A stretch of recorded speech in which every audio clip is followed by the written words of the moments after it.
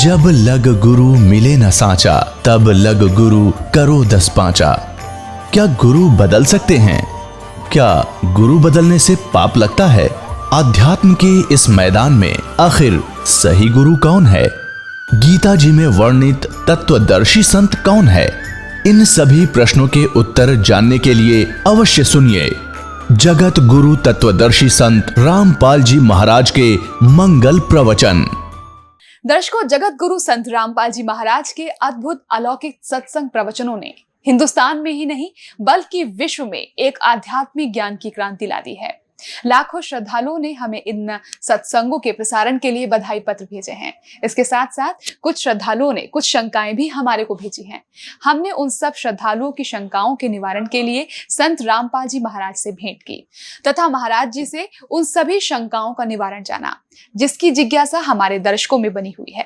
तो आइए अब जानते हैं परम पूज्य जगत गुरु तत्वदर्शी संत रामपाल जी महाराज से आपकी हर शंका का समाधान। महाराज जी, श्रीमद् भागवत गीता का ज्ञान किसने बोला? श्रीमद् भगवत गीता का ज्ञान श्री कृष्ण नहीं बोल रहा, श्री कृष्ण के अंदर प्रवेश करके ये ब्रह्म बोल रहा है, सरपुरुष बोल रहा है, ये काल बोल रहा है। महाराज जी, इसका प्रमाण कहाँ है? अब आपको दिखाते हैं कि जब महाभारत का युद्ध समाप्त हो चुका और युधिष्ठिर जी को राजगद्दी प्राप्त होगी, तो श्री कृष्ण ने कहा पांडवों से कि अब मैं द्वारका जाना चाहता हूं। तब अर्जुन ने कहा कि भगवान, आप जी ने जो युद्ध के समय मुझे ज्ञान सुनाया था, श्रीमद् भगवत गीता जिसको कहते हैं, वो बुद्धि के दोष से मैं भूल गया। उसी ज्ञान को प्रभु एज इट इज सुनाना, फिर से सुनाना, हमें एक सत्संग करके जाना, ताकि हम आपके द्वारा दिए गए वचनों के आधार से हम अपना आगे राज्य भी करें और जीवन भी सफल करें। तो उसके विषय में आपको दिखाते हैं। ये है संक्षिप्त महाभारत द्वितीय खंड, गीता प्रेस गोरखपुर से प्रकाशित है। ये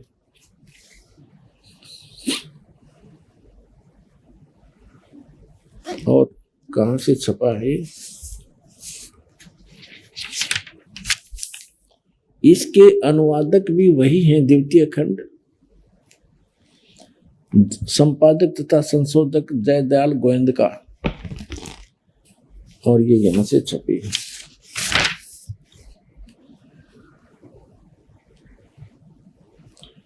अब हम इसके आपको 667 पृष्ठ पर ले चलते हैं। ये है 667 पृष्ठ।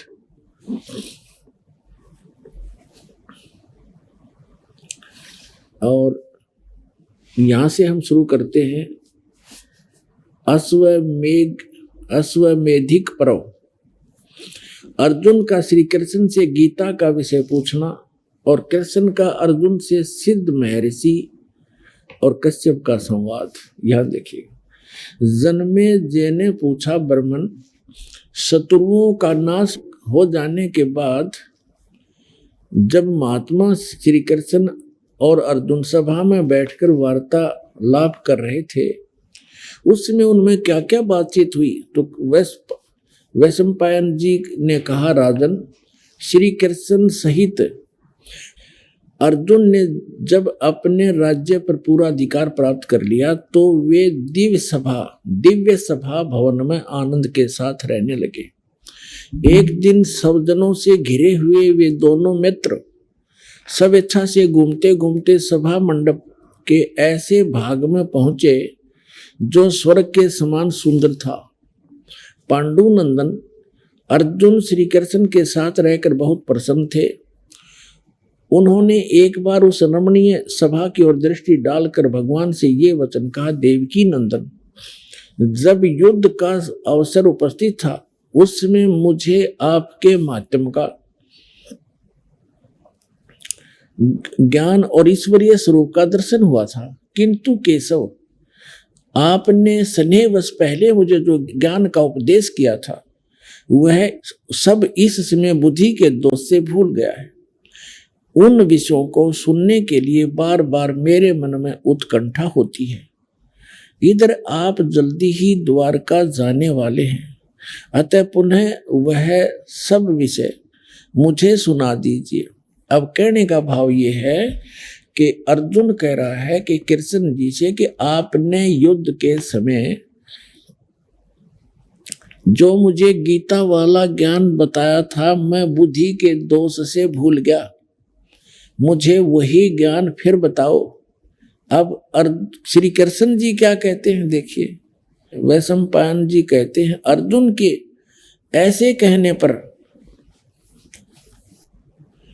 वक्ताओं में श्रेष्ठ महातेजस्वी भगवान श्री कृष्ण ने उन्हें गले से लगाकर इस प्रकार उत्तर दिया। श्री कृष्ण बोले, अर्जुन, उस समय मैंने तुम्हें अत्यंत गोपनीय विषय का श्रवण कराया था, अपने स्वरूप भूत धर्म सनातन पुरुषोत्तम तत्व का परिचय दिया था और नित्य लोकों का भी वर्णन किया था, किंतु तुमने जो अपनी नासमझी के कारण उस उपदेश को याद नहीं रखा, यह जानकर मुझे बड़ा खेद हुआ। इन बातों को अब पूरा पूरा समझ होना संभव नहीं जान पड़ता। श्री कृष्ण जी के बोल हैं, ये सुन जानते पढ़ियो। पांडुनंदन, निश्चय तुम बड़े श्रद्धाहीन हो, तुम्हारी बुद्धि अच्छी नहीं जान पड़ती। अब मेरे लिए उस उपदेश को ज्यों का त्यों दोहरा देना कठिन है, क्योंकि उस समय योग युक्त होकर मैंने परमात्म तत्व का वर्णन किया था। पुण्यात्माओं, ये भी एक विचलित आत्मा होती है।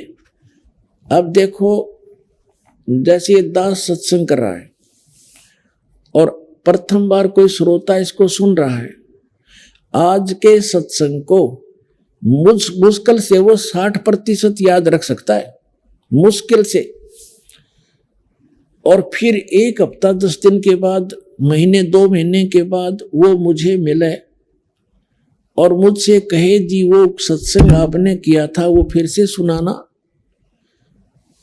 तो मैं तुरंत सुना दूंगा। यदि मैं अपने होश हवास में बोल रहा हूं और मैं ये कहूं कि तेरी बुद्धि अच्छी नहीं है, तू श्रद्धाहीन व्यक्ति है, तूने वो सत्संग याद क्यों नहीं रखा, और मैं ये कहूं मुझे तो अब याद नहीं, कोई बात हुई या? इसे सिद्ध है कि श्री कृष्ण नहीं बोल रहा था गीता का ज्ञान, उसके अंदर वो काल बोल रहा था प्रवेश करके। अब उसको कुछ भी याद नहीं। फिर कहता उससे मैंने योग युक्त होकर के वो ज्ञान बोला था। योग युक्त का अर्थ होता है परमात्मा से कनेक्ट हो जाना। इसे सिद्ध है कि परमात्मा कोई अन्य है जिससे वो कनेक्ट होने की बात कर रहा है। और जब युद्ध के मैदान में ऐसे भयंकर स्थिति में योग युक्त हो सकता है, अब पीस माइंड पीस है, उस टाइम तो शांति है, तो उसमें और जल्दी हो जाना चाहिए था योग युक्त, जबकि बिजली गिर गई। वास्तविकता यह है कि श्री कृष्ण जी ने योग ज्ञान पता ही नहीं ना, उन्होंने बोला। उन्होंने फिर आगे इसमें अपने सत्र का ज्ञान दे रखा, वो गीता से मेल भी नहीं खाता। इससे आगे गीता है अलग से लिखी हुई है, वो तो गीता से मेल भी नहीं खाता, कह भी नहीं मिलता आपस में। तो कहने का भाव यह है कि श्री कृष्ण में प्रवेश करके यूं काल बोल रहा था। इसके बहुत से प्रमाण हैं। जैसे अब पहले तो ये प्रसंग क्लियर करता हूं कि जैसे अब श्री कृष्ण में प्रवेश करके काल बोला था, और ये काल कौन है? ये ब्रह्मा विष्णु महेश के पूज्य पिताजी हैं। और गीता अध्याय नंबर 4 के श्लोक नंबर 5 और 9 में ये क्या कहता है कि अर्जुन, तेरे और मेरे बहुत जन्म हो चुके, तू नहीं जानता, मैं जानता हूं। मेरे जन्म और कर्म अलौकिक हैं।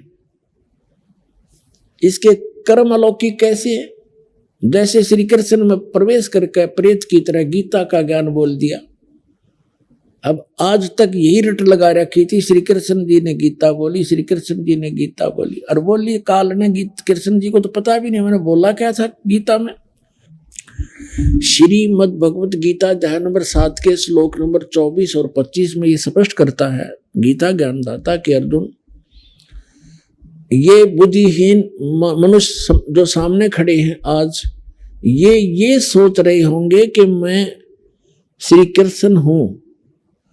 ये मुझ अव्यक्त को व्यक्तिम आपनम मनन्ते अबुझा, मुझ अव्यक्त को, व्यक्त माने गुप्त रहता हूं, मैं अपनी योग माया से छुपा रहता हूं, कभी किसी के सामने नहीं आता। और श्री कृष्ण जी तो सामने खड़े थे, श्री कृष्ण होते ये वचन कहते तो वो तो सामने खड़े थे, वो छुपे का। तो ये कहता मैंने प्रतिज्ञा, मेरी ये अटल प्रतिज्ञा है तो ये घटिया, पर मैं ये मेरी अटल प्रतिज्ञा, अविनाशी प्रतिज्ञा है, मैं कभी किसी के सामने नहीं आता।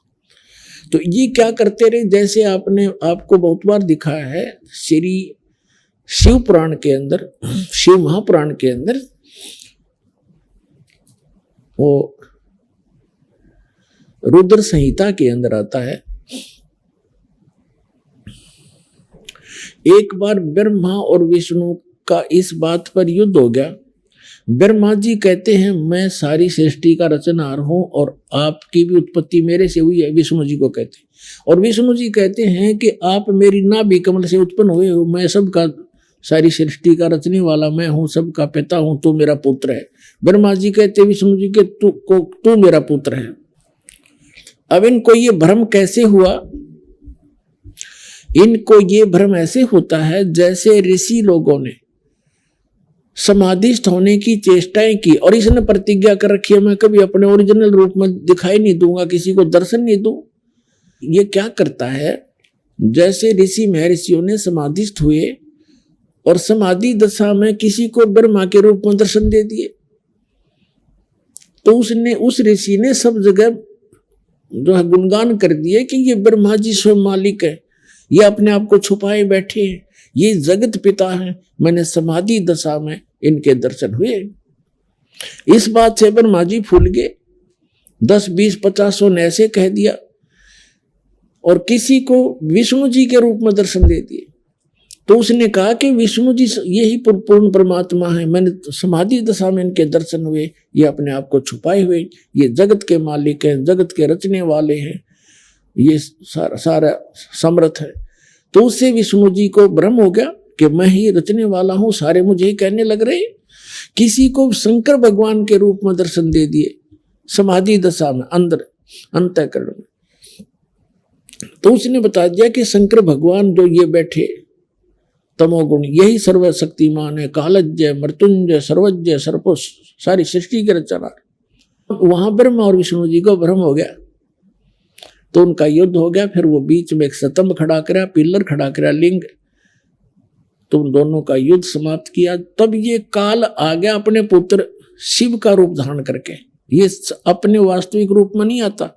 इसका वास्तविक रूप कौन सा है? जो श्रीमद् भगवत गीता का ज्ञान देते समय युद्ध के मैदान में दिखा था इसने, 1000 भुजा का है ये, सहस्रा बाहु है ये। ब्रह्मा विष्णु महेश केवल 4 भुजा बना सकते हैं, दुर्गा केवल 8 भुजा बना सकती है, इससे ज्यादा नहीं है। और ये 1000 भुजा से लेकर और 10 भुजा और 4 भुजा और 2 भुजा में बना सकता है।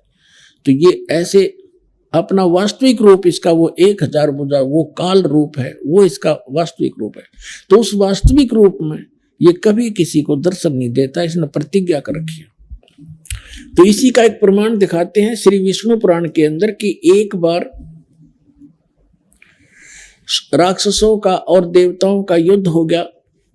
देवता युद्ध में हार गए और राक्षस विजयी हो गए। देवता वहां से भागकर समुद्र के किनारे जाकर के तपस्या करने लगे। हे भगवान, हे सच्चिदानंद, हे सर्वशक्तिमान, हे शेषया पर विराजमान होने वाले, वो लगे साधना, वो करने लगे स्तुति। तो विष्णु रूप धारण करके यूं काल आ गया और इसने उनसे कहा कि तुम्हारा जो भी अभिष्ट है, जो तुम्हारे मन में जो तुम्हारे दुख है, वो मैंने जान लिया है और मैं ऐसे ऐसे करूंगा। पढ़ के सुनाता हूं आपको, फिर अच्छा समझ में आएगा। ये देखिएगा श्री विष्णु पुराण, गीता प्रेस, गोरखपुर से प्रकाशित।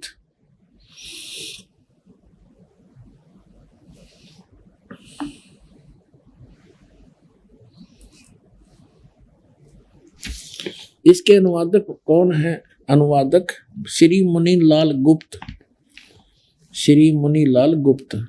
और ये कहाँ से प्रकाशित है, कहाँ से छपी है? ये यहीं से प्रकाशक व मुद्रक हैं, गीता प्रेस गोरखपुर, गोविंद भवन कार्यालय कोलकाता का संस्थान।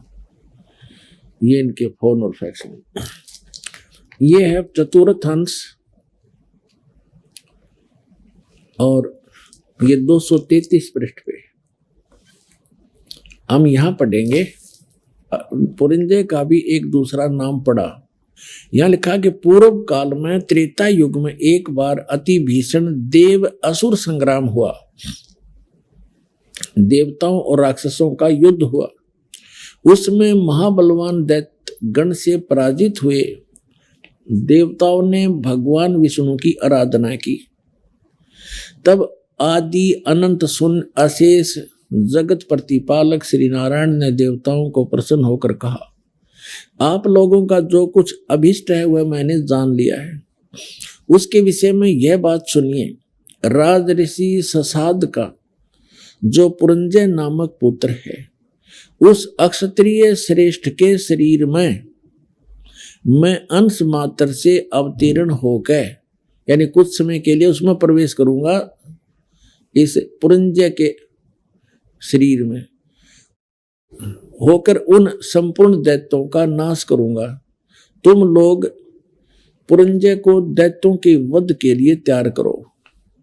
अब कहता है मेरे कर्म अलौकिक हैं। ये कर्म अलौकिक क्यों है कि पुरंजय के अंदर जो पुरंजय को खड़ा कर लिया, असुर और देवता आमने सामने युद्ध के लिए खड़े हो गए और यू काल जो है पुरंजय के शरीर में प्रवेश कर गया और वो राक्षसों को मार डाला। अब और दिखाता हूं 243 पृष्ठ पे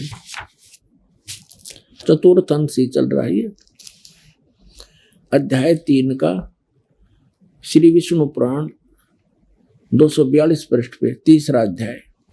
यहाँ पूर्व काल में रसातल में मोने नामक 6 करोड़ गंधर्व रहते थे।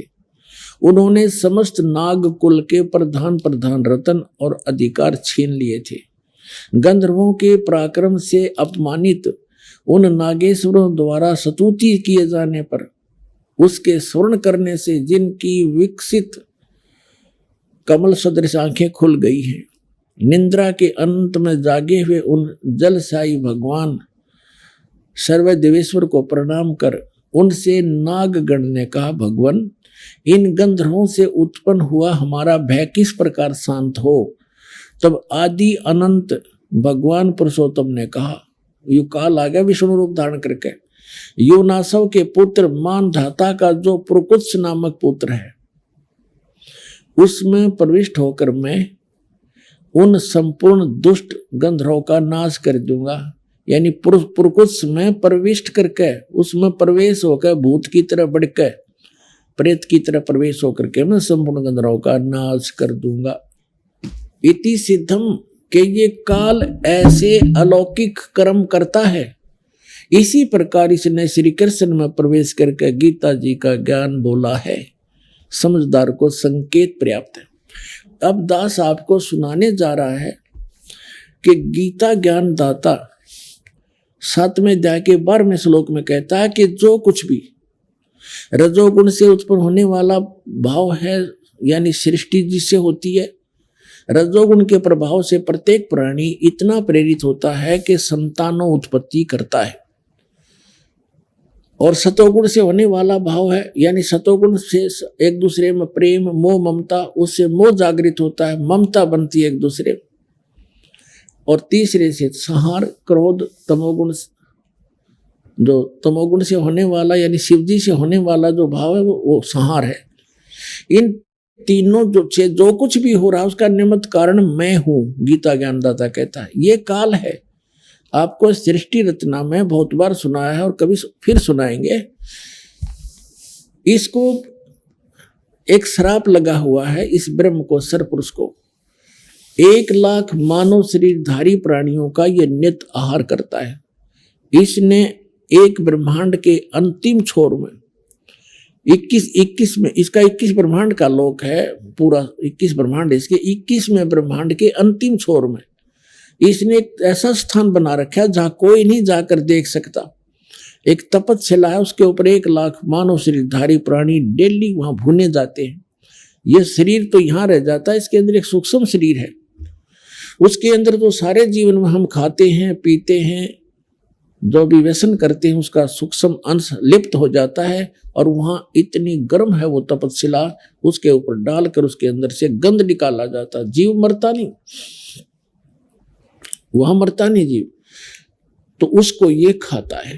तो ये कहना चाह रहा है कि इनसे जो कुछ भी हो रहा है उसका निमित्त कारण मैं ही हूं, इनमें मैं नहीं और ये मुझ में नहीं, क्योंकि ये इनसे भिन्न रहता है।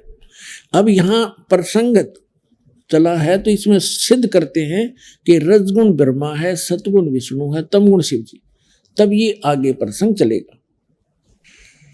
अब देखिएगा शिव पुराण से सिद्ध करते हैं, ये देखिएगा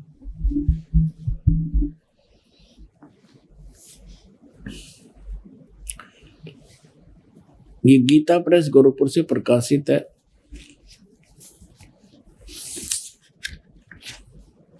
संपादक हैं इसके, ये देखिएगा, संपादक है हनुमान प्रसाद पोदार, और ये कहां से, ये यहां से प्रकाशित है। ये है रुद्र संहिता, रुद्र संहिता और संक्षिप्त शिव पुराण, पृष्ठ नंबर 110 पे गीता प्रेस गोरखपुर से प्रकाशित, सचित्र मोटा टाइप। इस प्रकार ब्रह्मा विष्णु और रुद्र इन 3 देवताओं में गुण हैं, यानी रजगुण ब्रह्मा, सतगुण विष्णु, तमगुण शंकर, इन 3 देवताओं में गुण है, परंतु शिव गुणातीत माने गए हैं, वो इन तीनों से अलग हैं। और यही गीता अध्याय नंबर 7 के श्लोक नंबर 12 में स्पष्ट कर रहा है कि इन तीनों गुणों से जो कुछ भी हो रहा, रजगुण से होने वाले भाव, सतगुण से होने वाली स्थिति, रजगुण से होने वाली उत्पत्ति और शंकर से होने वाले संहार, इन तीनों का, इनका मूल कारण तो मैं ही हूं, मेरे कारण ही हो रहा, क्योंकि इसको 1,00,000 जीव मानव शरीरधारी प्राणी रोज खाने पड़ते हैं। और फिर ये कहता मैं इनमें नहीं और ये मुझ में नहीं। अब ये खुद यहां भी खुद कह रहा है कि वो इनसे न्यारे हैं, भिन्न हैं। अब ये कंसेप्ट और क्लियर करना पड़ेगा। यहाँ एक और शंका उत्पन्न हो जाएगी कि ब्रह्मा विष्णु रुद्र, तो रुद्र अन्य भी है, एक जो 8 रुद्रों का, 11 रुद्रों का सरदार है, वो रुद्र अलग है, और उन सभी रुद्रों का मुखिया ये शंकर भी है, तमोगुण शंकर, इसलिए इसको भी रुद्र कहते हैं, और 11 रुद्र अन्य भी है। तो ये भी यहाँ स्पष्ट करना पड़ेगा कि ये ब्रह्मा विष्णु रुद्र और ये महेश इनसे अलग है, ये इनका पिता। ये देखिएगा, एक समय जैसे दास ने बताया था कि ब्रह्मा और विष्णु का आपस में इस बात पर युद्ध हो गया। ब्रह्मा जी कहने लगे तू मेरा पुत्र है विष्णु जी से, और विष्णु जी कहने लगे तू मेरा पुत्र है। इन दोनों का झगड़ा हो गया, तो इनके बीच में एक लिंग खड़ा कर दिया, स्तंभ, तेजो में स्तंभ, और ये फिर युद्ध करना बंद कर गए, उसके और छोर को खोजने में लगे। फिर वहां अपने पुत्र शिव के रूप में ये खुद आकर खड़ा हो गया, ये काल भगवान, और फिर इनको कैसे संबोधित करता है ब्रह्मा और विष्णु को, सुनिएगा। ये देखिएगा विद्वेश्वर संहिता, ये है विद्वेश्वर संहिता और संक्षिप्त शिव पुराण 24 पृष्ठ पे। ये तो थोड़ा सा सीन देखें, यहाँ ब्रह्मा और विष्णु के बीच में ये लिंग खड़ा कर दिया, स्तंभ तेजो में, और फिर यहां आकर के क्या बोला, ब्रह्मा और विष्णु ने पूछा प्रभु सृष्टि आदि 5 कर्तों के लक्षण क्या हैं, ये हम दोनों को बताइए। भगवान शिव बोले ये काल है इनका पिता।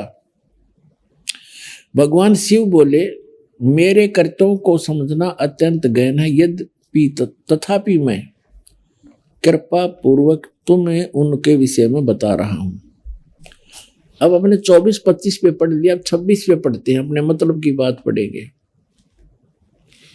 यहां आगे अब नीचे पुत्रो, ब्रह्मा और विष्णु को ये काल बोल रहा है, पुत्रो तुम दोनों ने तपस्या करके प्रसन्न हुए मुझ परमेश्वर से सृष्टि और सतिथि नामक दो कृत यानी जो दो विभाग, ये दो जॉब प्राप्त किए हैं और ये दोनों तुम्हें बहुत प्रिय है। इसी प्रकार मेरी विभूति स्वरूप रुद्र और महेश्वर ने, मैं नहीं है, ने दो अत्यंत उत्तम कृत्य संहार और तिरोभाव प्राप्त किए। अब देखो ये ब्रह्मा विष्णु तो ये हो गए दोनों पुत्र, और रुद्र और महेश्वर ये इन दोनों से न्यारे यानी चार हो गए, और बोलने वाला वो इनका पिता इनसे अलग है। अब यहाँ फिर और देखते हैं, स्पष्ट हो जाता है। यहाँ देखो, मैंने पूर्व काल में अपने स्वरूप भूत मंत्र का उपदेश किया है जो ओंकार के रूप में प्रसिद्ध है और वह महामंगलकारी मंत्र है। सबसे पहले मेरे मुख से ओंकार ओम प्रकट हुआ जो मेरे स्वरूप का बोध कराने वाला है। ओंकार वाचक है, मैं वाच्य हूं, यह मंत्र मेरा स्वरूप ही है। प्रतिदिन ओंकार का निरंतर स्मरण करने से मेरा ही सदा स्मरण होता है। मेरे उत्तरवर्ती मुख से आकार का, पश्चिम मुख से उकार का, दक्षिण मुख से मकार का और पूर्ववर्ती मुख से बिंदु तथा मध्यवर्ती मुख से नाद का प्राकट्य हुआ। इस प्रकार 5 अवयव से युक्त ओंकार का विस्तार हुआ है। इन सभी अवयव से एकीभूत होकर यह प्रणव ओम नामक एक अक्षर हो गया। अब यहां हमने देखना है कि ये ओम एक अक्षर जो है ये ब्रह्मा विष्णु महेश के पिताजी का है। और वो कौन है? वो ब्रह्म है, वो काल है। ये ब्रह्म का मंत्र है ओम। गीता अध्याय नंबर 8 के श्लोक नंबर 13 में ये गीता ज्ञानदाता गीता बोल रहा है। इसे ये भी स्पष्ट होता जाएगा। ओम इति एकाक्षरम ब्रह्म व्यवहारण मामनुसमरण। ये देखिएगा, अब हमने शिवपुराण रख दिया, श्रीमद् भगवत गीता उठा लिया। गीता प्रेस ग्रुप से प्रकाशित है। 8वें अध्याय का 8वां अध्याय श्रीमद् भगवत गीता, ये 13वां श्लोक यहां शुरू होता है। ये 13वां श्लोक यहां पर है। इसमें क्या है? ओम इति एकाक्षरम ब्रह्म व्यवहारण माम अनुसमरण ये प्रयाति तजन देहम स याति परमाम गतिम।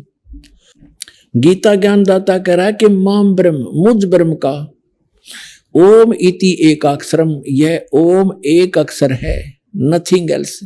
व्यवहारण मन उच्चारण करके अनुसमन सुमन करता हुआ ये प्रयति तजन देहम, जो संसार शरीर छोड़कर जाते समय तक इसका जाप करता है, जाता है, सयाति परमाम गति। इसका सुमन करता हुआ जो शरीर छोड़कर जाता है सयाति परमाम गति। इस ओम से मिलने वाली ये ओम यहां उदाहरण दिया है। जो पुरुष ओम ओम ओम ये एक अक्षर हो गया ओम इति। इस एक अक्षर ब्रह्म को उच्चारण करता हुआ मां मुझ निर्गुण ब्रह्म का चिंतन करता हुआ शरीर को त्याग कर जाता है, वह पुरुष परम गति को प्राप्त होता है। अब इसे ये सिद्ध हो गया कि शिव महापुराण में स्पष्ट हो गया कि ये ब्रह्मा विष्णु महेश रुद्र से जो 5वां है वो इनका पिता है। वो शिव पुराण का वह संदेश दे रहा है और वो कह रहा है कि मेरा ओम मंत्र है। ओम ये 5 अवयव से एकीभूत होकर एक ओंकार प्रणव रूप में ओंकार एक अक्षर हो गया। और यहाँ 8वें अध्याय के 13वें श्लोक में गीता जी में स्पष्ट कर रहा है, ये गीता ज्ञान दे रहा है कि ओम इति एकाक्षरम, यह ओम एक अक्षर जो है माम ब्रह्म, मुझ ब्रह्म का एक ओम अक्षर है, नथिंग एल्स। और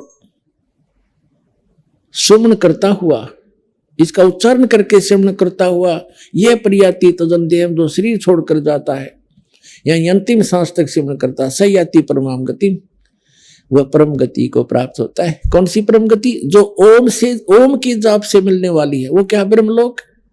अभी आपने देवी भागवत में पढ़ा था कि देवी कह रही है हिमालय राजा को कि गीता प्रेस गोरखपुर से प्रकाशित श्री देवी भागवत सचित्र मोटा टाइप, जिसके 562 और 63 पृष्ठ पर देवी खुद स्पष्ट कर रही है हिमालय राजा को कि और सब बातें, सब पूजाएं त्याग दो, ब्रह्म का जाप करो, उसका एक ओम मंत्र है, वो ब्रह्मलोक में रहता है, उसको पा जाओगे।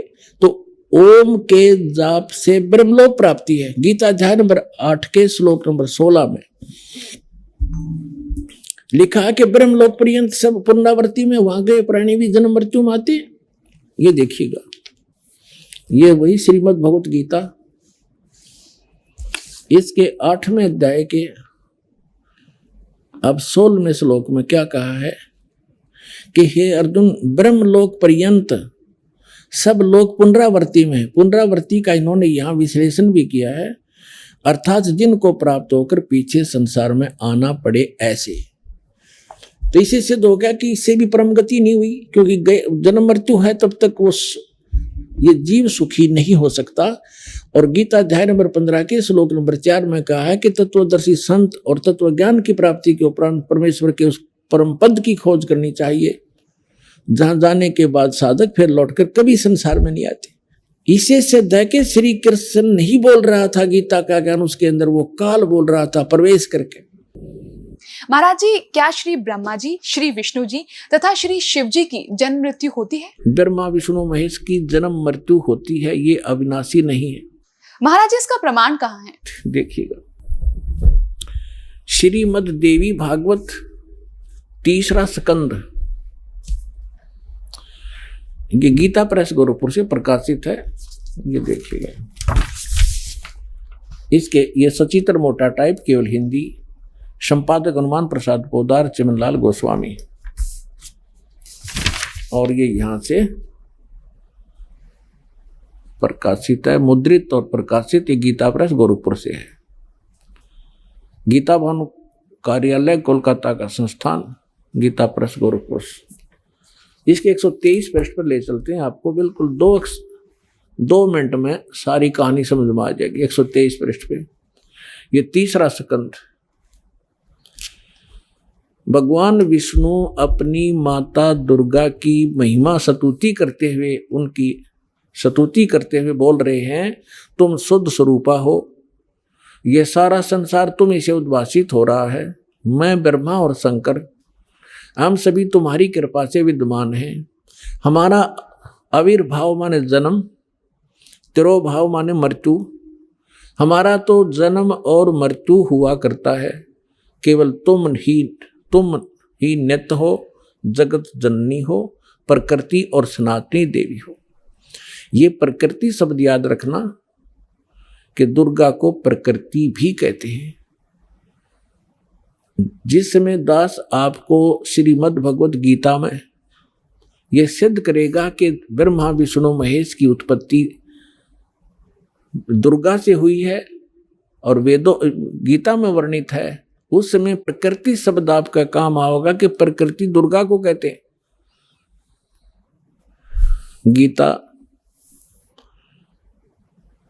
गीता के अंदर 2 प्रकृति बताई है।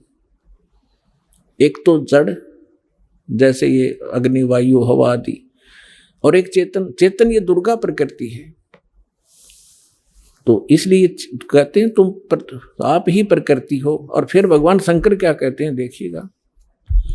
भगवान शंकर बोले, देवी यदि महाभाग विष्णु तुम्ही से प्रकट हुए हैं, उनके बाद उत्पन्न होने वाले ब्रह्मा भी तुम्हारे बालक हुए, फिर मैं तमोगुणी लीला करने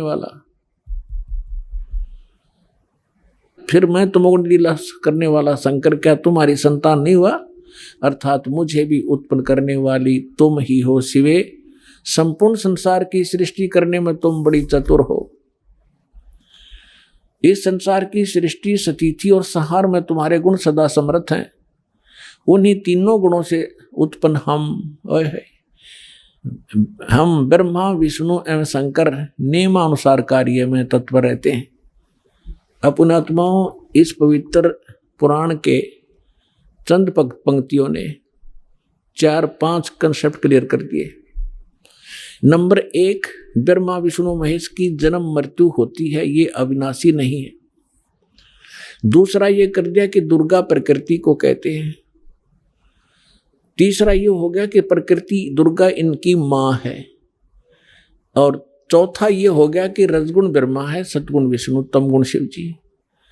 और पांचवा ये हो गया कि ये भगवान केवल वर्क डन दे सकते हैं, जैसा जिसका कर्म है इसमें ये कोई परिवर्तन नहीं कर सकते। ये इससे सिद्ध हो गया।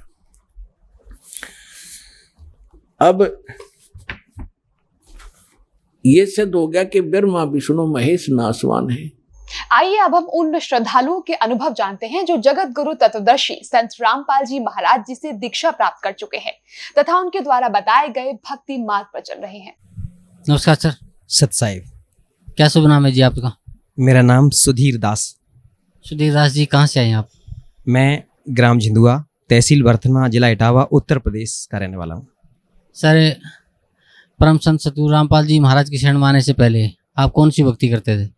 परम संत रामपाल जी महाराज की शरण में आने से पहले मैं श्रीमद् भागवत कथा किया करता था, और उस कथा को करके हम अपने आप को बहुत बड़ा विद्वान समझते थे और बहुत ही ये सोचा करते थे कि मैं जो कर रहा हूँ, हरि की भक्ति भी हो रही है और पेट का धंधा भी हो रहा है। लेकिन संत रामपाल जी महाराज की शरण में आने के बाद ये पता चला था कि मैं तो बहुत ही पाप इकट्ठा कर रहा हूँ। सर, आप कथावाचक थे, श्रीमद् भागवत कथा आप करते थे, भगवत गीता जी की कथा आप करते थे और अपने आप को एक बहुत बड़ा विद्वान समझते थे और इससे आपकी रोजी रोटी भी चलती थी और आप समझते थे कि ये भगवान की भक्ति भी साथ साथ हो रही है। तो फिर सर आप परम संत सतगुरु रामपाल जी महाराज की शरण में कैसे आए? संत रामपाल जी की शरण में आने से पहले मैं कथा भागवत जो करता था, तो ये एक बड़ी लंबी कहानी है, बड़ी रोचक कथा। मैं कथा भागवत करने के उद्देश्य से बम्बई में गया हुआ था, तो ट्रेन में मैं चल रहा था, वहाँ पर मुझे ये पुस्तक भक्ति सौदागर को संदेश मिली। हमारी दो बहनें थीं जो उस ट्रेन में जो पुस्तक बांट रही थीं, तो एक तो मतलब जो टेम्पलेट ले रखा था उन्होंने और पीछे से दूसरी पुस्तक लेकर के चल रही थीं। तो टेम्पलेट पर मैंने देखा है कि कौन ब्रह्मा का पिता है, कौन विष्णु की माता, शंकर का दादा कौन है, इस तरीके के जो सवाल मेरे दिमाग में कभी उठे भी नहीं थे। ऐसे सवाल देख करके मैं तो बड़ा हैरान रह गया। और जब मैंने पूछा, मैंने कि भाई ये पुस्तक कहाँ मिलेगी, तो उन्होंने इशारा किया कि वो पीछे हमारी बहन जी आ रही हैं, वो आपको ये पुस्तक देंगी। तो मैंने वो पुस्तक ले ली। पुस्तक को जैसे ही संयोग से मैंने खोला तो उस पर ये संसार रूपी उल्टा वृक्ष का चित्र जो छपा हुआ था, उस चित्र को देख करके मैंने देखा उस पर जड़ पर पूर्ण ब्रह्म परमेश्वर कबीर साहब की तस्वीर लगी हुई थी। तो मैं चूंकि अपने आप को बहुत बड़ा विद्वान मानता था और मैंने उसको देख करके मैंने हंसना शुरू किया। मैंने कहा ये देखो, कबीर को परमेश्वर बता दिया पूर्ण ब्रह्म, और ये ब्रह्मा विष्णु महेश को तो डालियां बता रखा इसमें। तो वो हमारी बहन जो पुस्तक लेकर के चल रही थी, तो उन्होंने कहा कि आप क्या जानते हो कबीर साहब के बारे में? मैंने कि मैं सब कुछ जानता हूँ, ये तो एक जुलाहा थे और लहर तारा तालाब के किनारे नीरू और नीमा को पड़े हुए मिले थे, ये तो किसी विधवा ब्राह्मणी के पैदा हुए थे। तो वो कहने लगी कि आप मूर्ख हो। मैं उस समय, जैसे आज ये पैंट शर्ट पहन रखे हैं मैंने, उस समय तो मैं कुर्ता और धोती में रहता था, क्योंकि मैं अपने आप को बहुत बड़ा वक्ता मानता था। मैंने कहा कि मैं तो सब कुछ जानता हूँ, आप ऐसे कहती हो, मैं तो कथावाचक हूँ। वो हमारी बहन बोले कि आप कुछ नहीं जानते हो, आप मूर्ख हो। इस शब्द को सुन करके मैंने अपने आप को वहाँ उस भरी ट्रेन में बड़ा अपमानित महसूस किया। मैंने सोचा, मैंने चलो ज़्यादा बात को नहीं बढ़ाऊंगा। मैंने कहा बहन जी आपकी पुस्तक कितने की है? कि बोले 10 रुपये की। मैंने वो पुस्तक ले ली और पुस्तक को पढ़ना शुरू किया। तो जहाँ मैं जा रहा था, थोड़ी ही पुस्तक पढ़ पाई, तब तक मैं वहाँ पहुँच गया और उस घर में जहाँ मेरा प्रोग्राम था वहाँ पहुँच गया मैं। फिर उसको मैंने स्टेप बाय स्टेप जब पढ़ना शुरू किया, तो कभी तो मन में आता, बोले कितना घटिया लिखा है इसमें, तो गलत लिखा है, ऐसा नहीं है, वैसा नहीं है। बड़े दिमाग में उल्टे सीधे प्रश्न आ रहे थे। लेकिन फिर जैसे जैसे पढ़ते गए तो बर्दाश्त जब नहीं हुआ, एक जगह जाकर के मुझे रुक जाना पड़ा। उसमें लिखा था कि द्रौपदी का चीर कृष्ण ने नहीं बढ़ाया था, वो पूर्ण ब्रह्म परमेश्वर कबीर साहब ने बढ़ाया था।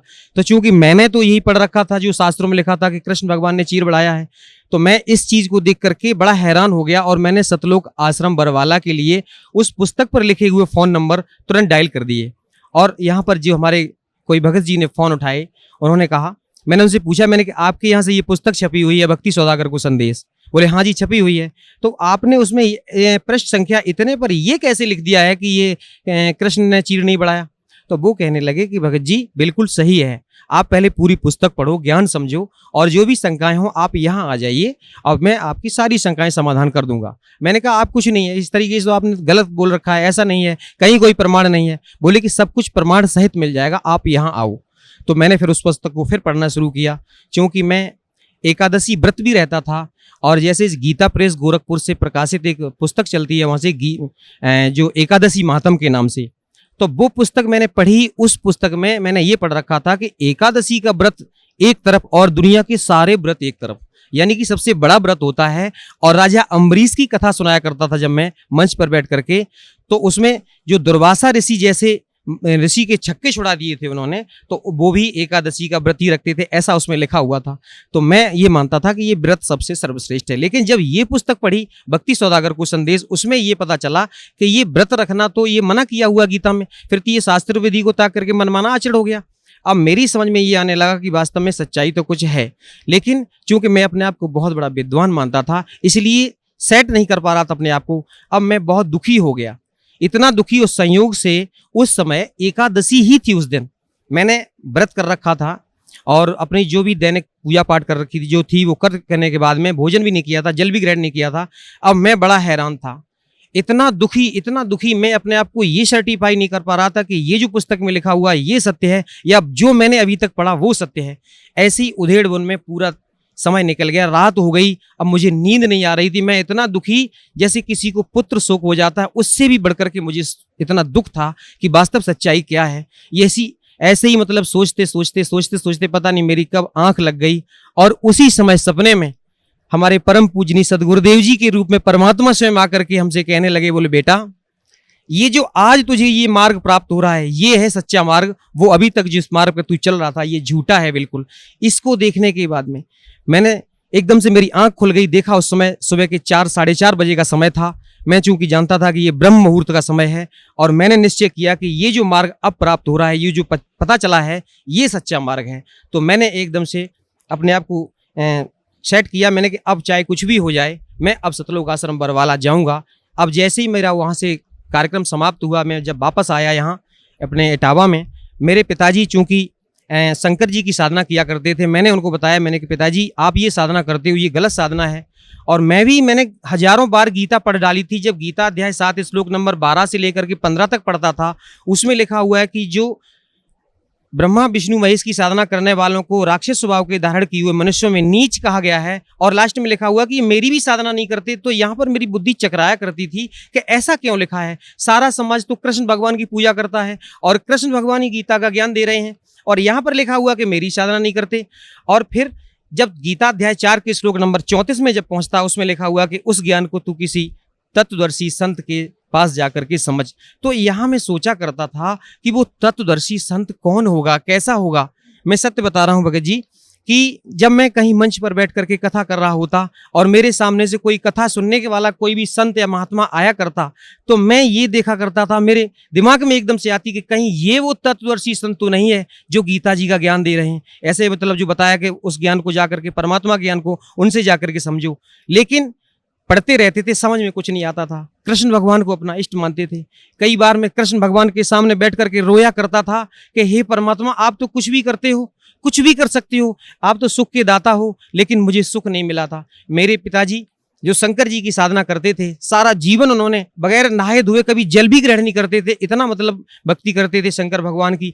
और उनके जीवन पर अगर हम थोड़ा सा प्रकाश डालना चाहेंगे कि उनके जीवन में कभी सुख नहीं मिला, जब उन्हें किसी प्रकार का कोई सुख नहीं मिला, भक्ति इतनी ज्यादा करते थे लेकिन आध्यात्मिक लाभ तो बहुत दूर रहा, वैसे भी कोई उनको लाभ नहीं हुआ।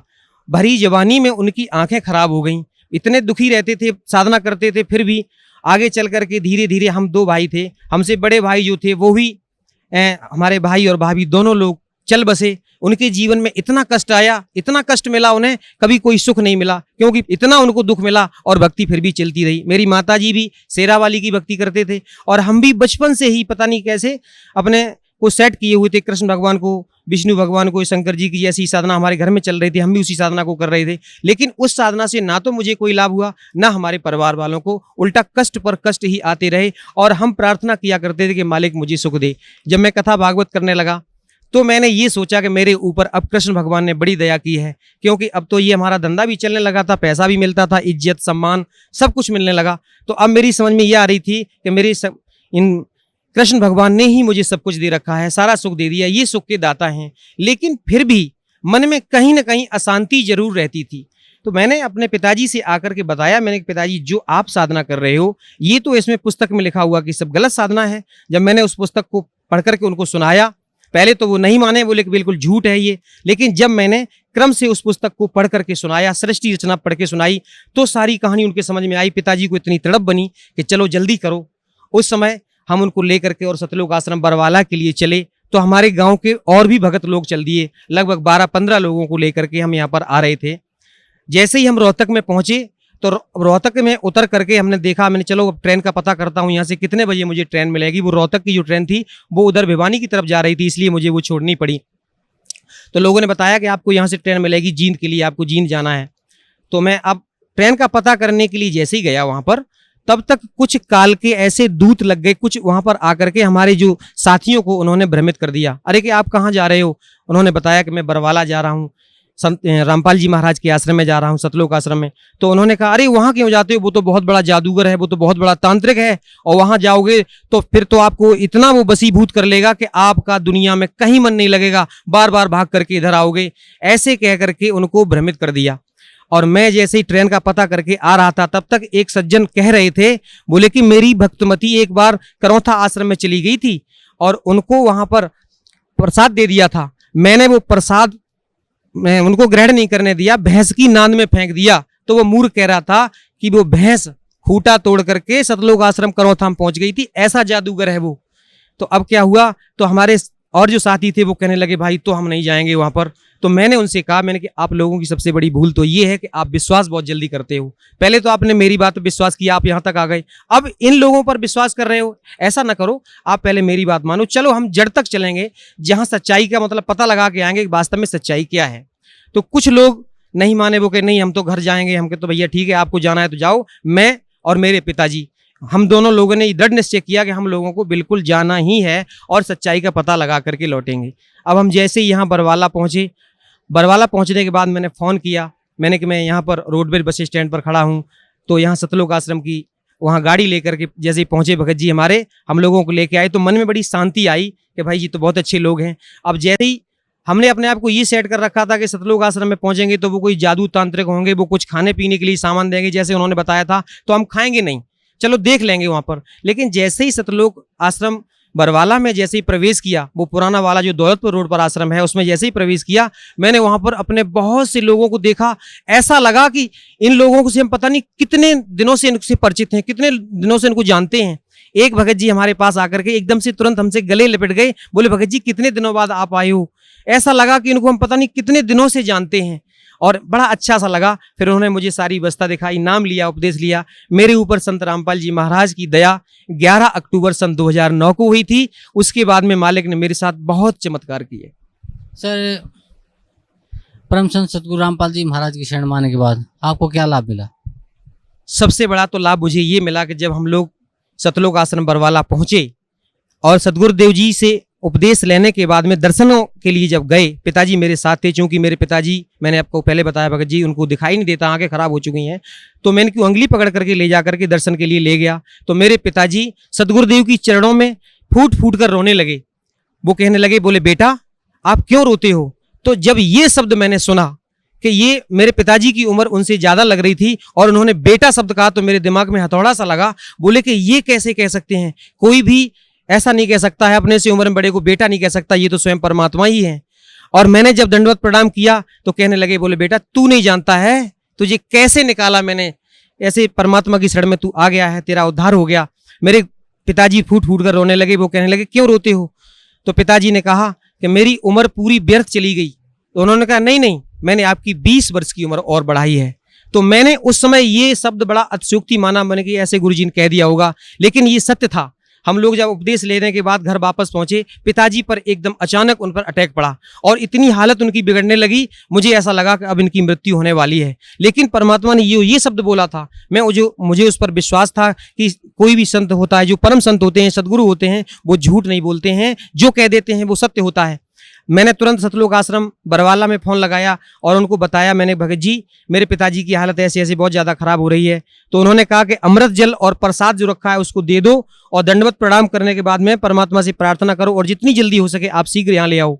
भगत जी 2 बार अटैक पड़ा उनको और उसके बाद में हालत जैसी मैंने उनको प्रसाद और अमृत जल दिया, उनकी हालत में तुरंत सुधार हो गया। उसके बाद में मैं तुरंत ही वहां से निकला और सतलोक आश्रम बरवाला में आकर के सदगुरु देव जी के चरणों में दंडवत प्रणाम किया और इस तरीके से मालिक ने आज तक अब मेरे पिताजी को किसी प्रकार की कोई दिक्कत नहीं है। और जैसा उन्होंने कहा था कि उनकी उम्र बढ़ाई है, वो बिल्कुल स्वस्थ हैं। इस समय उनकी उम्र लगभग 86 वर्ष की हो रही है। उसके बाद में हमारे साथ और बहुत से चमत्कार किए, मेरी स्वयं उम्र बढ़ाई, मेरे बच्चे को जीवन दान दिया। एक बच्चा मेरा बड़ा वाला एक दिन एक पेड़ पर जमनी खाने के लिए चढ़ गया था और उस पेड़ से अचानक वो गिरा। जहां पर गिरा था वहां पर चारा खिलाने के लिए, बैलों को चारा खिलाने के लिए ये नांद जो बना रखी होती है उसके और बीच में एक खूंटा गड़ा हुआ था, उनके दोनों के बीच में गिरा। अगर मान लीजिए सिर उसकी उसमें लगता पक्की चट्टान सी थी तो सिर फट जाता तो उसकी मृत्यु हो जाती। अगर खूंटे के ऊपर गिरता कहीं भी मतलब पेट में या कहीं घुस जाता तो उसकी मृत्यु हो जाती। उस दिन उसका मृत्यु योग था, लेकिन मालिक ने इतनी दया की कि उस नांद और खूंटे के बीच में वो गिरा। थोड़ा सा हाथ में चोट लगी जो मालिक की दया से वो अब बिल्कुल सही है, ऐसे उसकी जान बचाई। और एक दिन छोटा बेटा मेरा यहाँ सतलोक आश्रम बरवाला में आया हुआ था मेरी माता जी के साथ में, और यहाँ से जब जो लोग वापस जा रहे थे, चूंकि इटावा रेलवे स्टेशन पर इनको उतरना था, लेकिन माता जी तो उतर गई, वो छोटा बच्चा उतर नहीं पाया और ट्रेन चल पड़ी। ट्रेन चल पड़ी तो माता जी एकदम दहाड़े मार मार के रोने लगी कि मेरा बच्चा चला गया, मेरा बच्चा चला गया। हमारे और भी गुरु भाई हमारी माता जी के साथ में थे, उन्होंने मेरे पास फ़ोन किया, बोले भगत जी आपका छोटा बेटा ट्रेन से नहीं उतर पाया है और माता जी इस तरीके से बहुत ज़्यादा रो रही हैं। तो मैंने उनसे कहा कि माता जी से आप कहो कि वो चुपचाप घर जाएं, वो परमात्मा का बच्चा है, वो मेरा बच्चा नहीं है, मालिक अपने आप दया करेंगे, वो बच्चा अपने आप घर आ जाएगा, आप चिंता ना करो। चूंकि मैं घर पे था तो ये फ़ोन पर वार्ता हो रही थी, हमारे पड़ोसी और लोग सुन रहे थे, तो वो उनको पता चला वो क्या हो गया है। तो मैंने कहा मैंने ऐसे ऐसे छोटा बेटा जो है वो ट्रेन में बैठा चला गया, वो उतर नहीं पाया है। तो वो लोग हंसी उड़ाने लगे, खिल्ली करने लगे कि आप तो कहते हो आपके परमात्मा है संत रामपाल जी महाराज, तो अब देखो आप परमात्मा होंगे। तो मैंने कहा आप चिंता ना करो, आप ऐसा मत बोलो, आप नहीं जानते हो वो परमात्मा ही है और अभी बच्चा देखना थोड़ी देर बाद अपने आप वापस आ जाएगा। और मैं इस विश्वास के साथ मैं तो बिल्कुल दृढ़ हो गया था, मैंने कि कुछ नहीं होगा, वो अपने आप परमात्मा दया करेंगे। और मैं चाह करके भी कुछ नहीं कर सकता था, लेकिन कुछ लोग कहने लगे अरे आप जाकर के आगे देखो, अगली स्टेशन पर शायद उतर जाए। मैंने कि मुझे कोई टेंशन नहीं है, लेकिन फिर भी जब ज़्यादा लोगों ने कहा, हमारी भक्तमती बड़ी दुखी होने लगी। मैंने कहा आप चिंता ना करो, आज मालिक की दया से पूरा परिवार हम लोग परमात्मा की शरण में है। तो उन्होंने कहा कि आप जाओ, दुखी होने लगे। मैंने कहा आप चिंता ना करो, चलो मैं जाता हूँ। तो मैंने जैसे ही घर से और निकला था तो मैं क्या देख रहा हूं कि उधर से वो बच्चा मेरा अपने आप चला आ रहा है रोड पर। अब मैं उसके पास पहुंचा, मैंने पूछा मैंने माता जी को कहाँ छोड़ दिया। वो कहने लगे माता जी इटावा में उतर गई थी, मैं उतर नहीं पाया। मैंने कहा आप कहाँ उतरे हो? तो अगला स्टेशन जो था वो वहाँ उतर गया। जैसे मान लीजिए छोटा सा बालक था और उससे कोई कह रहा, बोले बेटा यहाँ उतर जाओ। उसका जो बैग था उसमें दीक्षा फार्म था यहाँ सतलोक आश्रम बरवाला का, वो चला गया, सारे कपड़े चले गए और वो बच्चा उतर के आ गया। तो मैंने बेटा तुम यहाँ कैसे पहुंचे? तो वो कहने लगा कि कोई अंकल जी आए थे और मुझे साइकिल पर बिठा करके इधर से लेकर के इधर आए। तो मैंने कि वो चले किधर गए? बोले वापस चले गए। मैं समझ गया कि ये परमात्मा का ही काम है, ये कोई जीव की ताकत नहीं, ऐसा नहीं कर सकता है। और मेरे साथ में मेरी स्वयं उम्र बढ़ाई मालिक ने। मैं एक बार भिंड जिले से लौट करके अपने इटावा आ रहा था, मारुति वैन में आगे बैठा हुआ था। 60-65 की स्पीड में मारुति वैन, ड्राइवर ने उसको बहुत कंट्रोल किया, लेकिन पता नहीं उसकी स्टीयरिंग फेल हो गई, क्या हो गया, वो सीधी जाकर के एक दीवार में घुस गई। तो आगे का जो डैशबोर्ड था, मैं आगे ही बैठा हुआ था क्योंकि ड्राइवर के साथ में, तो ड्राइवर की जो साइड थी उसने अपनी साइड तो बचा ली, लेकिन जिस साइड में बैठा हुआ था वो एकदम से ऐसी गाड़ी पिस गई, मैं उसमें फंस गया। तो मैंने अपने आप को ऐसा महसूस किया कि मेरी दोनों टांगें कट चुकी हैं और नीचे से, यहाँ से लेकर के नीचे का धड़ जो है वो मेरा समाप्त हो गया है और अब तेरी मृत्यु निश्चित है। उसी समय जैसे मान लो मेरे से कोई कह रहा है कि बेटा सतनाम का जाप कर, मैंने सतनाम का जैसे ही जाप किया, अभी 2 मिनट ही हुए थे, एकदम से शरीर में चेतना हुई। जैसे मान ली मैंने अपने आप को महसूस किया हो कि कोई मुझे नीचे से एकदम से आशीर्वाद दे करके, बिल्कुल वो परमात्मा की दया थी कि मेरा शरीर बिल्कुल सही है। मैंने अपने आप को सही महसूस किया कि टांगें भी सुरक्षित हैं और भी किसी प्रकार की कोई दिक्कत नहीं है। अब क्या हुआ, मुझे चूंकि मैं फंस गया था, पीछे खींच करके निकाला गया और हमारी चोट भी यहाँ पर लगी हुई थी, बहुत ज्यादा ब्लड निकल रहा था। उस दिन मेरा मृत्यु योग था, लेकिन मालिक ने मेरे ऊपर दया की, मुझे जीवन दान दिया। मुझे अनायास ही वो शब्द याद आ गए जो मैंने कभी बचपन में किसी तांत्रिक से पूछा था। एक बार मैंने एक तांत्रिक से, वो हाथ देखने वाला आ गया था, उससे मैंने अपने जीवन चूंकि दिखाया करते थे पहले, ऐसे धारणा बनी रहती थी। तो उसने मुझे बताया था, बोले बेटा आपकी 35 वर्ष की आयु में मृत्यु हो जाएगी। तो मैंने ये झूठ माना था और उसने ये भी कह दिया था कि आपके भाई की भी मृत्यु 35 वर्ष में हुई है और आपकी भी मृत्यु 35 वर्ष में होगी। उस दिन मैंने, जब वो दिन तुरंत मुझे याद आ गया, उस दिन दास ये पूरा 35 वर्ष का हो चुका था। तो मैंने समझ लिया कि ये मालिक ने दया की, आज मेरा मृत्यु योग था। इस तरीके से मुझे मालिक ने मुझे भी जीवन दान दिया, मेरे ऊपर बड़ी दया की। सर, परम संत सतगुरु रामपाल जी महाराज से नाम उपदेश लेने के बाद आपको बहुत से लाभ मिले, आपको जीवन दान भी मिला, आपके बच्चों को जीवन दान मिला, आपके पिताजी को भी जीवन दान मिला। तो सर, भक्त समाज को आप क्या संदेश देना चाहते हैं? सबसे पहले तो मैं साधना चैनल वालों का बहुत धन्यवाद करना चाहूँगा कि उन्होंने सच्चाई हम लोगों तक पहुँचाई। हम लोगों को पता ही नहीं था कि वास्तव में सच्चाई क्या होती है, और साधना चैनल वालों का मैं बहुत ही आभारी हूं। और खास तौर से मैं अपनी बहन नेहा शर्मा का धन्यवाद करना चाहूँगा कि जिस तरीके से उन्होंने हम लोगों के सामने उस कार्यक्रम को जो पेश किया है, उससे लोगों को बहुत अच्छी तरीके से समझ में आ रहा है। और साधना चैनल वालों का इतना धन्यवाद करना चाहूँगा कि उन्होंने सच्चाई को हम लोगों तक पहुँचाया, और मीडिया का काम भी यही है कि सच्चाई को सामने पहुँचाए। और भक्त समाज को ये संदेश देना चाहूँगा कि जो भी आज हमारे भाई जो राम कृष्ण विष्णु इनकी चक्कर में पड़े हुए हैं, जो हमारी तरीके से कथावाचक बन करके अपने आप को बहुत बड़ा विद्वान कह रहे हैं, मैं उनसे बार बार प्रार्थना करना चाहूँगा कि आप यहाँ सतलोक आश्रम बरवाला, जिला हिसार, हरियाणा में आओ। वो छोड़ दो झूठा नाम, और ये साधना करने से कोई लाभ नहीं है। और अपने आप को जो विद्वान मानते हो, आप विद्वान नहीं हो, आप पाप के भागी हो रहे हो। और सतलोक आश्रम बरवाला में स्वयं कबीर परमेश्वर के अवतार संत रामपाल जी महाराज आए हुए हैं। उनकी शरण में आने के बाद आपको कल्याण हो सकता है, नहीं तो विश्व में कोई भी संत, कहीं भी, कोई भी मंदिर मस्जिद में जाने से कोई भी आपका कल्याण नहीं कर सकता है। ये मैं सत्य कह रहा हूं, और ये बिल्कुल ये यथार्थ है कि परमात्मा की शरण में आने के बाद ही आपका कल्याण संभव है, नहीं तो कहीं कल्याण संभव नहीं है। ये झूठी कथा भागवत करने से या किसी तरीके से अपने आप को विद्वान साबित करने से अपने आप को धोखा दे रहे हो, ये मनुष्य जीवन बर्बाद कर रहे हैं अभी आप। ये पूर्व जन्म के संस्कार आपके हैं जो आपको मिले हुए हैं। तो मैं आपसे प्रार्थना करना चाहूंगा कि जो लोग भी साधना चैनल के माध्यम से हमारी इस बात को सुन रहे हैं, मैं सबसे ये संदेश पहुंचाना चाहूंगा कि बहुत जल्दी, शीघ्र अति शीघ्र, बिना किसी पल को गंवाए हुए सतलोक आश्रम बरवाला, जिला हिसार, हरियाणा में आइए और सतगुरुदेव रामपाल जी महाराज से नाम दीक्षा लीजिए और अपना कल्याण करवाइए। सत साई जी, धन्यवाद आपका बहुत। क्या शुभ नाम है जी आप जी का? भारत दास। भारत दास जी, कहाँ से आए आप? विकास कुंज लोनी, गाजियाबाद, यूपी। संत रामपाल जी महाराज से नाम उपदेश लेने से पहले आप कौन सी भक्ति करते थे? हम ब्रह्मा विष्णु महेश की भक्ति करते थे। तो जो भक्ति आप ब्रह्मा विष्णु महेश की करते थे, उससे आपको क्या लाभ मिलता था? हमें लाभ कुछ नहीं मिला, हानि मिली। ज़्यादा से ज़्यादा लाभ भी नहीं मिला, हानि ही मिली हमें।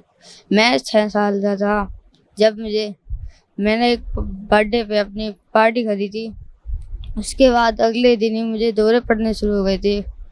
फिर मेरे दौरे पड़ने लगे थे। मेरे पापा भी मेरे से परेशान हो गए थे कि मर ही जाए तो अच्छा ही है। संत रामपाल जी महाराज की शरण में आप कैसे आए? हमारे इधर एक भगत जी है रामपाल दास, उन्होंने मेरे पापा को समझाया। वो पापा जी यहाँ आए मेरे, फिर पापा जी हमें लेके गए, फिर हमने यहाँ से नाम लिया। संत रामपाल जी महाराज से नाम उपदेश लेने के बाद आपको क्या लाभ मिला? नाम लेने के बाद मुझे लाभ हुआ। मेरी जो बीमारी थी वो मेरी कम हो गई है।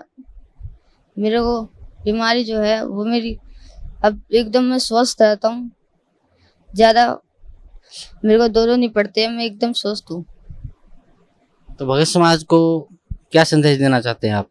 भगत समाज को मैं यही संदेश देना चाहता हूँ कि सतलोक बरवाला आश्रम में आइए। बंदी छोड़ सतगुरु रामपाल जी महाराज आए हुए हैं, पूर्ण परमात्मा आए हुए हैं। सभी भक्तों से प्रार्थना है कि बंदी छोड़ सतगुरु रामपाल जी महाराज के शरण में आए। जी, धन्यवाद आपका बहुत बहुत धन्यवाद।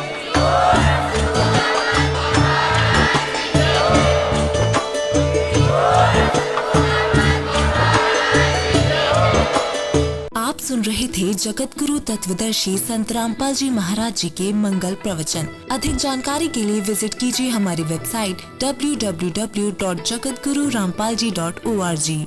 संत रामपाल जी महाराज जी के शुभ आशीर्वाद से पूरे विश्व भर में 500 से भी ज्यादा नाम दीक्षा केंद्र हैं, जिन पर संत रामपाल जी महाराज जी द्वारा ऑनलाइन निशुल्क नाम दीक्षा दी जा रही है। अपने नजदीकी नाम दीक्षा केंद्र का पता करने के लिए संपर्क करें 8222880541।